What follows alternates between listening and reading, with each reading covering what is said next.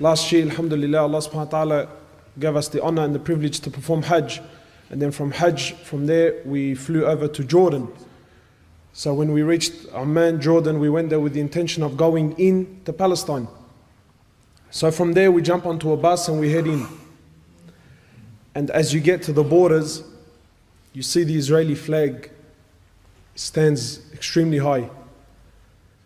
And subhanAllah, automatically, your heart starts to beat. You know, because hearing is not like seeing. So you enter this place and you go through this whirlpool of emotions. Some of it is anger, some of it is fear, some of it is frustration. So you get to the borders, and keep in mind, you're an Australian, you got an Australian passport, and you get there, and wallahi, from as soon as you see them for the first time, it's like something enters the heart. It's like a poison enters the system.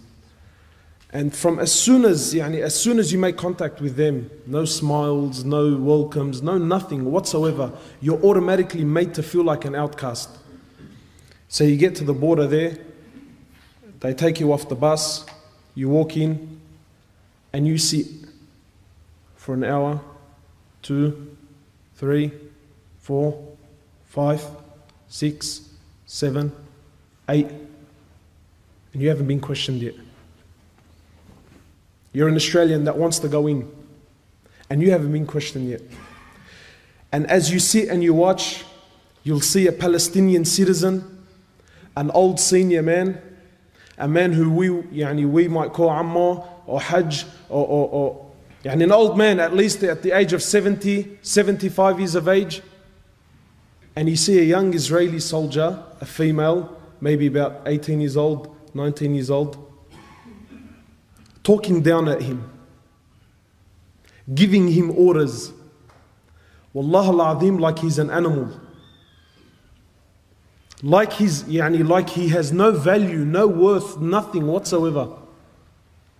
Talking down at him, full if you could call it talking, it was more like barking, right? And you feel it, Wallah al-Azim, you feel it. And you sit there and you bite your tongue. And this is a Palestinian.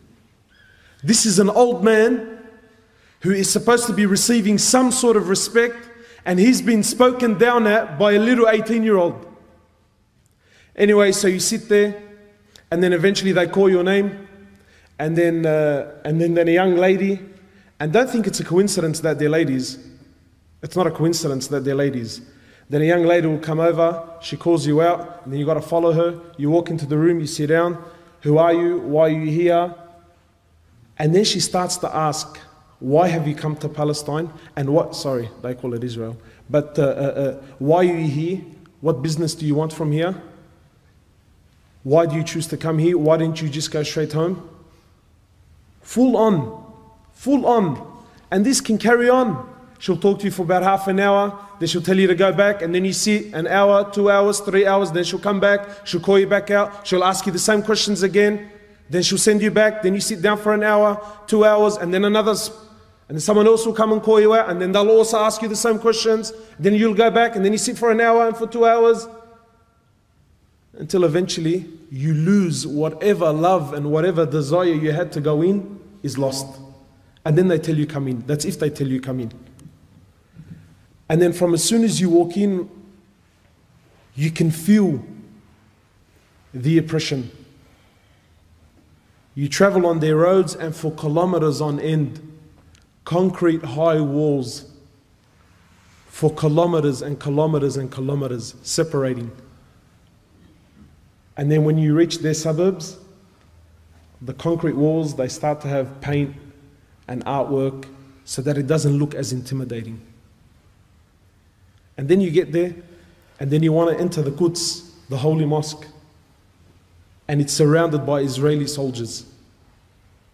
So you come to walk in, you got to show your passport, proof of ID, and there's a man there, an Israeli, holding a fully automatic weapon, and I need to justify myself to him to why I need to enter the Masjid of Allah. Anyway, so you walk in, you show your ID, you go in there, and you walk into the Quds. And wallahi, it's like the walls are crying. there's no youth. Because they don't allow them.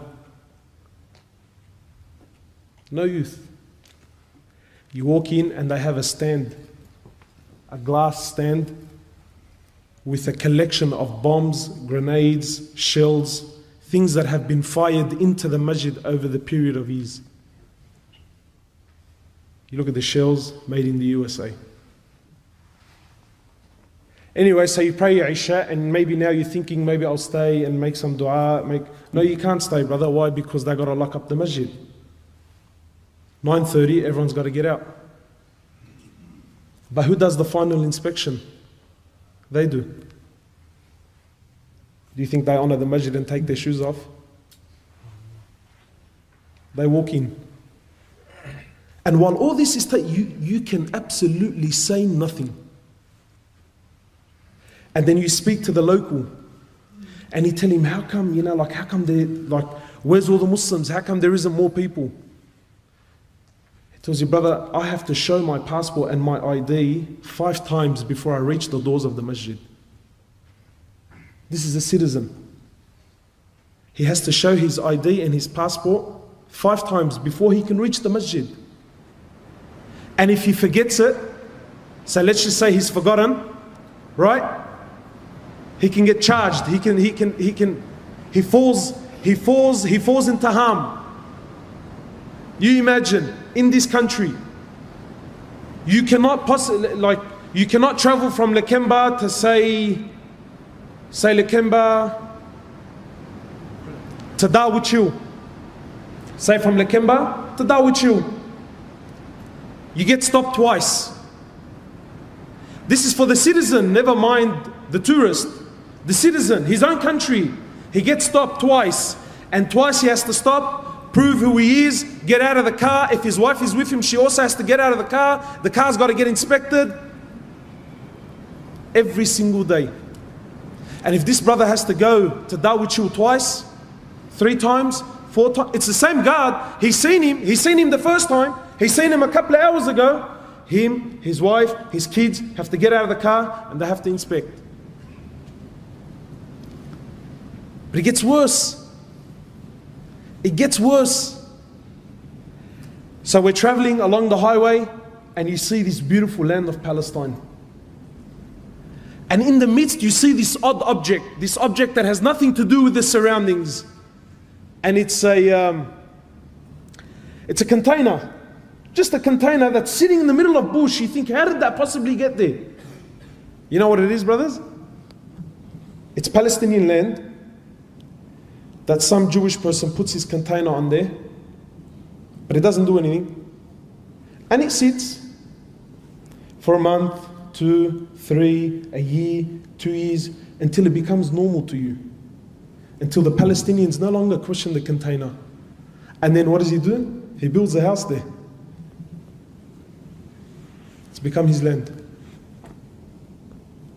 That blunt, it's not, it's bluntly. And you see these little containers everywhere. And you see these little containers everywhere. My time is almost up. I'll share just a few things with you. When we went to Masjid al-Khalil, that's where our Prophet Ibrahim alayhi salatu wasalam is buried. This isn't, I'm not trying to put spices here. This is history, you can look it up. Masjid al-Khalil was a masjid that belongs to the Muslims. In 1994, Salat al-Fajr, the Muslims were there praying Salat al-Fajr.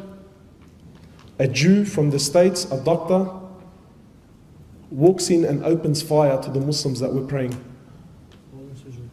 While in sujood. Kills 30 and wounds 125. So what do you think happened? I'll tell you what happened. They closed off the mosque. They made an investigation. You know what the result of the investigation was? They turned half of it into a synagogue.